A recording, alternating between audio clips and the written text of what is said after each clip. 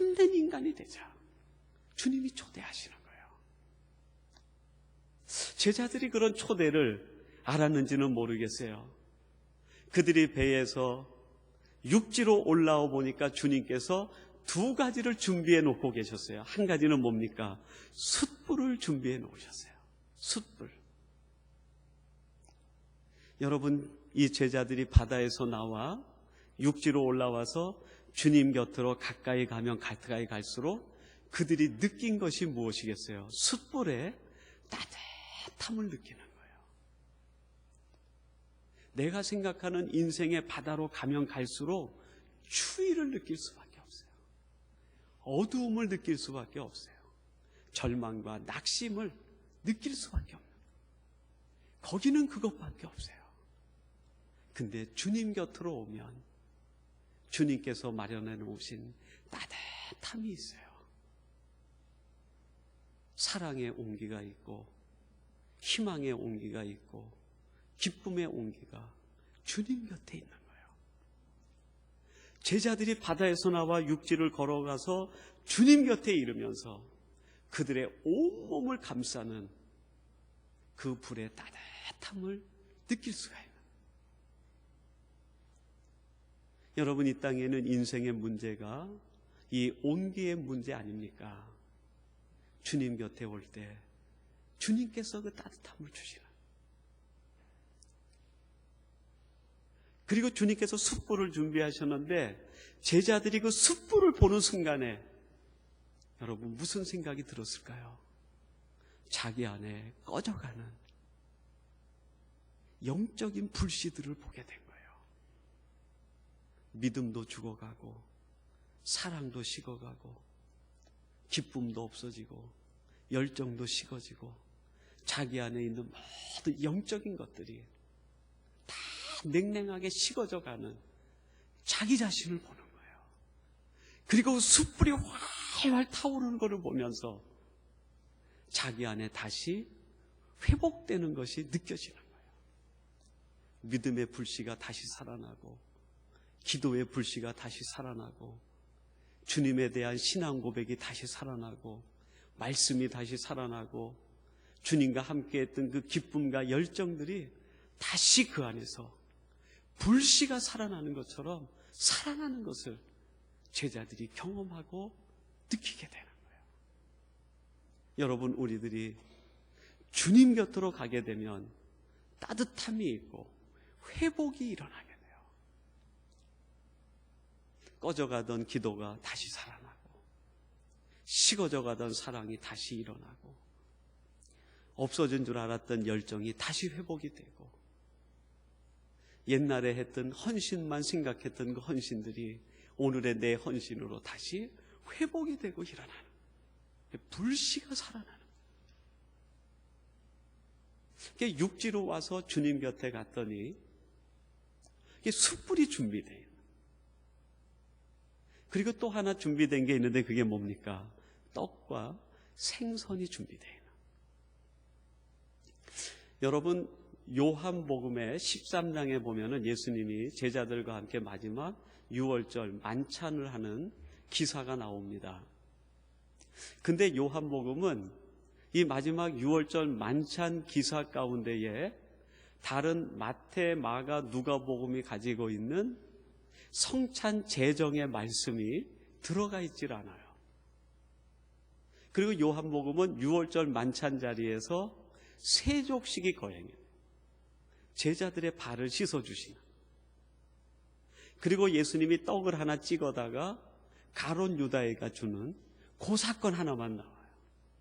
그리고 이어서 예수님의 긴 설교가 이어집니다. 설교의 주제는 서로 사랑하라는 거예요. 새 계명을 주시는,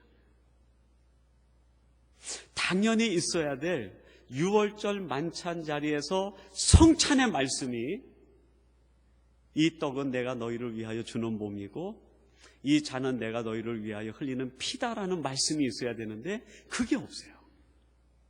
근데 마태, 마가, 누가복음은 마지막 유월절 만찬에서 성찬의 말씀이 들어가 있어요. 그리고 오늘 본문 요한복음 21장에 부활하신 주님께서 제자들을 모아놓으시고 떡을 나눠주는 이것이 요한복음의 성찬이 돼 있어요. 여러분, 생선이 요리로 만들어지기 위해서는 피 흘림이 있어야 됩니다. 자기 생명이 죽어야 돼요.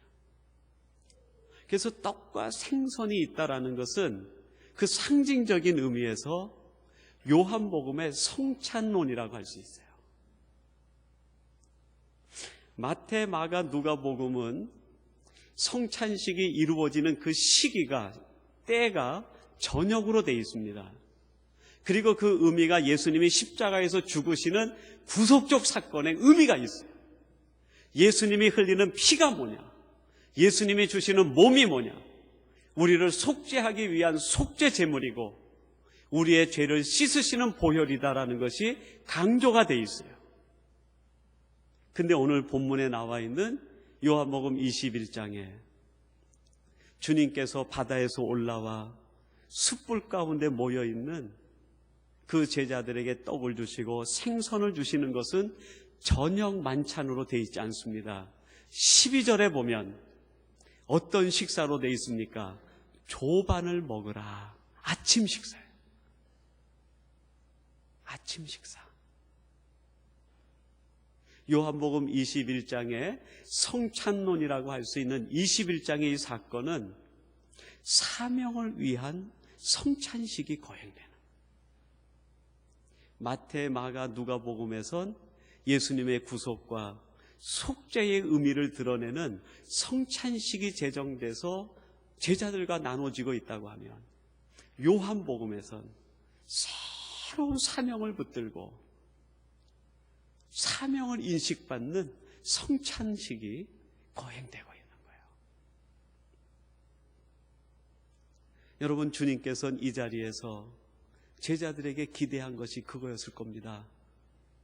너희들이 누군지, 너희들이 과거에 어떠한 사람이었는지, 나에게 어떠한 상처를 주었는지 내가 그거 문제 삼지 않겠다. 그리고 내가 안다. 너희들이 인생의 바다에서 얼마나 힘들었는지, 얼마나 고독했는지, 얼마나 어두웠는지 내가 그것을 안다. 너의 꿈이 무너지고 내 계획이 적용되지 않고 인생의 법칙이 적용되지 않는 세상에서 얼마나 힘들었는지 내가 안다. 그리고 이제 내가 너에게 주는 이 떡과 이 생선을 먹으면서 너희 안에 불씨가 다시 살아나기를 원한다. 그리고 지금도 저 인생의 바다에서 추위에 떨고 있는 그들에게 너희들이 사명 갖고 나가기를 원한다. 그것이 오늘 본문 속에 담긴 의미라고 할 수 있어요. 그 부활하신 주님께서 오늘 우리에게 성찬을 배설해 주셨습니다. 여러분, 오늘 하나님의 은혜 가운데 준비된 성찬은 마태, 마가, 누가복음에 의하면 우리를 죄악에서 구속하신 구속의 성찬입니다. 그리고 오늘 우리가 함께 나눈 요한복음에 의하면 사명을 위한 성찬입니다. 오늘 우리들이 함께 떡을 나누고 잔을 나누면서 여러분이 생각하던 인생의 바다에서 나와, 그 공허의 바다에서 나와 늘 내 삶을 빈손으로 만들었던 처절한 절망의 바다에서 나와 주님 곁으로 한 걸음 한 걸음 나가는 성도들이 되시기를 축원합니다. 주님 곁에 갈 때 따뜻함이 있습니다. 그리고 이 성찬을 함께 나누며 그 떡과 잔이 우리 안에 들어가 우리 안에 식어졌던 것들이, 잊혀진 것들, 죽어가던 것들이 회복되는 역사가 이루어지기를 축원합니다.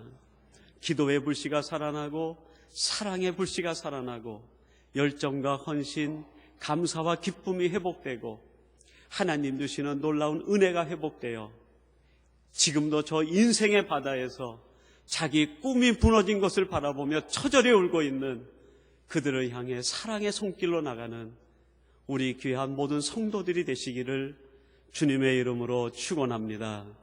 우리 같이 기도하겠습니다.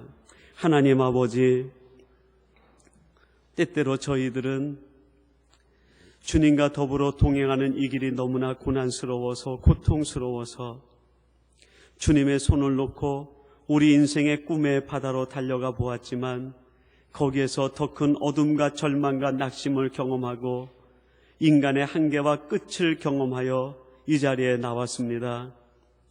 우리의 모든 것을 아시는 주님께서 우리를 공허의 바다에서 인생의 바다에서 건져내시고 참된 하나님의 사람이 되게 하기 위하여 귀한 성찬을 허락하시고 우리를 주님 곁으로 불러주시니 감사합니다.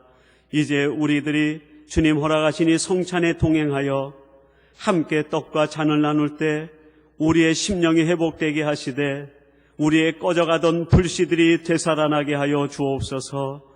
오직 주님 곁에 머무는 사람 되게 하시고 주님과 더불어 동행하는 믿음의 사람들 되게 하여 주시옵소서. 예수님의 이름으로 기도하옵나이다. 아멘.